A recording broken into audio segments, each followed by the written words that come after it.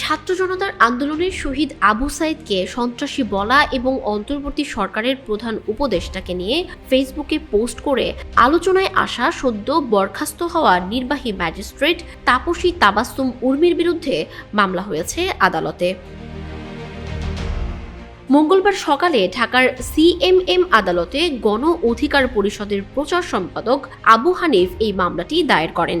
এরপর আদালত জবানবন্দি গ্রহণ করে পরে আদেশের জন্য রাখেন।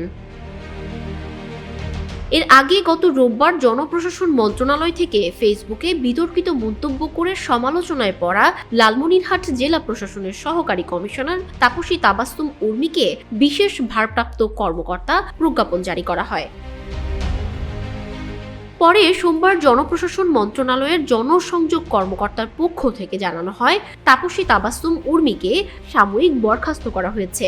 তার বিরুদ্ধে চাকুরি বিধি অনুযায়ী প্রশাসনিক ব্যবস্থা নেয়ার প্রক্রিয়াও শুরু হয়েছে। স্ট্যাটাসের বিষয়ে জানতে চাইলে রোববার ম্যাজিস্ট্রেট উর্মি গণমাধ্যমকে বলেন, আমি পোস্ট দিয়েছি, এটাই তো যথেষ্ট।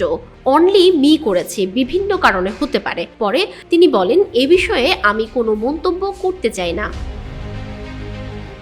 তাপসী তাবাসসুম উর্মির ফেসবুক আইডিতে গিয়ে দেখা গেছে ছাত্র জনতার গণঅভ্যুত্থানে ক্ষমতাচ্যুত সরকারের পক্ষে অবস্থান নিয়ে বেশ কিছু স্ট্যাটাস দিয়েছেন তিনি। এছাড়া আওয়ামী লীগের পক্ষে শক্ত অবস্থান নিয়ে বেশ কিছু পোস্টও করেছেন। একটি স্ট্যাটাসে তিনি ছাত্র আন্দোলনে নিহত শহীদ আবু সাইদকে সন্ত্রাসী আখ্যা দিয়েছেন।